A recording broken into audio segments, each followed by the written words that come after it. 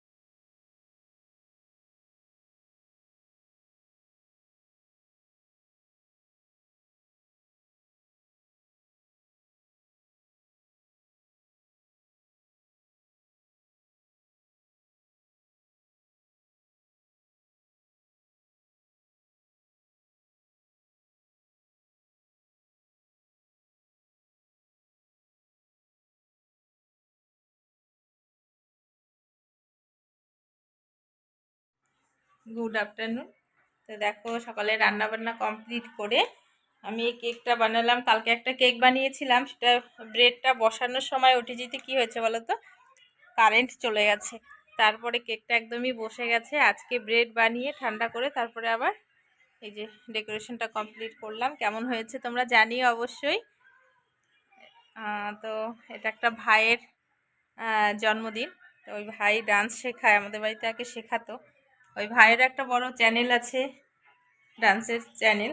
তো ভাইটাকে দেখলে পরে বুঝতে পারবে। তো এখন নিতে আসবে কেকটা, আর আমি ডিউটি যাওয়ার আগে এটা বানিয়ে রাখছি।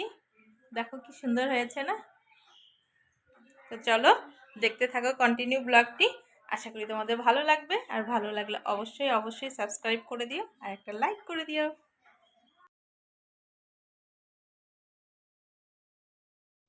তারপরে দেখো, এই যে আমাদের পুরনো ঘরের চালে না পাশে আর কি, মানে চালের উপর উঠে গেছে গাছটা। এত সুন্দর পেয়ারা পেকে আছে। গাছটা ছায়ার মধ্যে আছে বলে, আর ওখানে অনেক অনেক সুপারি গাছ ছিল বলে আমি ওই গাছটাকে মানে সেরকম করে যত্ন করতে পারি না। মানে আমি কেন, বাড়ির কেউই পারে না গোড়ায় একটু মাটি টাটি দেওয়ার জন্য, মানে ওখানে শুধু পাথর তবু হয়েছে আর কি। তো অনেকগুলো পেয়ারা হয়েছে। ও বরমশাই দেখো ওই পাশের চাল দিয়ে উঠে উঠে এখানে এসে পেয়ারা পাড়ছে। আর এদিকে আমার সোনামা পুরো চিল্লাচ্ছে যে ওর বাবার কাছে যাবে, ওর বাবা ওখানে গেছে আর কি। তো অনেক চেষ্টা করে অনেকগুলো পেয়ারা নিয়ে এলো।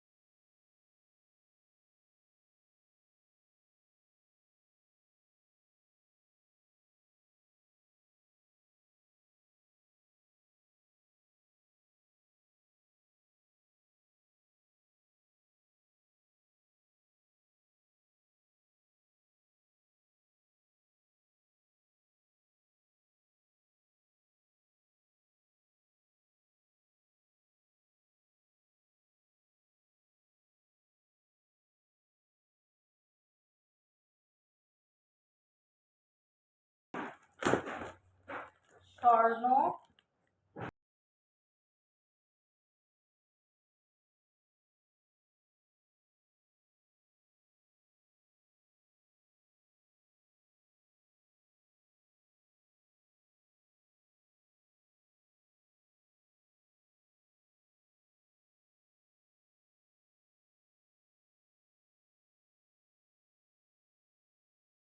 তো বাড়িতে এসে এই যে কাগজ, এগুলো একটু দিতে যাচ্ছি পাড়াতেই।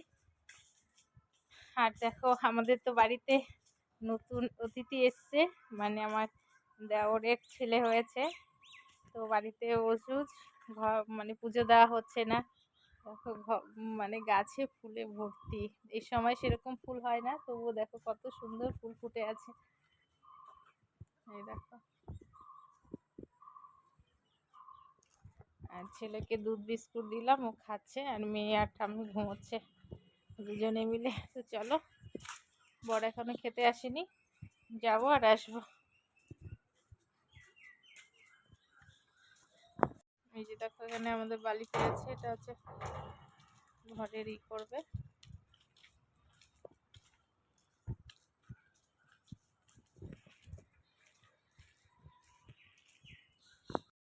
তা ও যাবে পড়তে, ও তার আগে ওর বইগুলো একটু মিলিয়ে নিচ্ছি, কটা বই কি মানে একটু পড়াচ্ছিও বলতে পারো। তো বইগুলো মলাট লাগাবো ভাবছি, কিন্তু আবার টাইমও নেই, এখনও পড়তে যাবে 7টার সময়। তারপরে আছে রাতের রান্না, আর এই যে পেঁয়াজ কলিগুলো এনেছে 2 সপ্তাহ হয়ে গেল, সেটাকে আর কাটার সময় হচ্ছে না বা রান্না করারও সময় হচ্ছে না। এটা যে কিভাবে রান্না করব বুঝতে পারছি না। পেঁয়াজ কলি অ্যাকচুয়ালি আমাদের ঘরে খাওয়াই হয় না সেরকম, তো এগুলো আমি কেটে রাখছি। আর রাতে না কোনো তরকারি নেই, সয়াবিন করেছিলাম সকালে, আর ডাল ডাল না কি করেছি, ও পালং শাক করেছিলাম। তো এই দুটো আইটেমই ছিল বলে একদম শেষ হয়ে গেছে, রাতে আবার রান্না করতে হবে। তো ফ্রিজে আছে হচ্ছে চাপলা মাছ। সেই চাপলা মাছের বড় সকালে খেতে এসছে, বললো চাপলা মাছের ঝোল করেছো। আবার দুপুরে বললো ভাবলাম খাবো মাছ, গরম গরম মাছের ঝোল দিয়ে খাবো, তুমি আমাকে সয়াবিনের ঝোল দিয়ে ভাত দিচ্ছ। তার জন্য দেখো পাতলা করে আলু বেগুন দিয়ে একদম কাঁচা লঙ্কা আর হচ্ছে কালো জিরে ফোড়ন দিয়ে একদম ঝাল ঝাল করে ঝোল করে নিলাম। আর মাদের জন্য করে নিলাম হচ্ছে আলু সেদ্ধ করে কালো জিরে আর কাঁচা লঙ্কা ফোড়ন দিয়ে আলুর ঝোল করে নিলাম একদম ঝাল ঝাল করে। তো এই দুটো আইটেম দিয়েই আমাদের আজকে মানে নিরামিষ আর আমিষের দলদের খাওয়া হবে আর কি। তারপরে চলে এসেছি ঘরে, দেখো ঘুমানোর জন্য। ঠাম্মি নিয়ে এসেছিলো, ঘুমোয়নি। এবার আমরা 4জনে মিলে একটু আছি, মানে খেলছে ওরা। তারপরে আমরা ঘুমিয়ে পড়বো।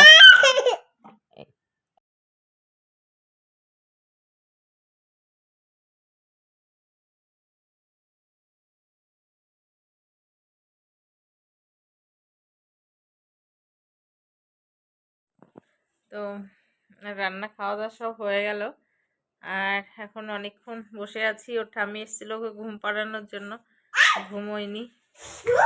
তো এখন খেলাধুলো করছে। চলো আজকের মতো পর্যন্তই, দেখা হবে নতুন একটি ব্লগে, টাটা।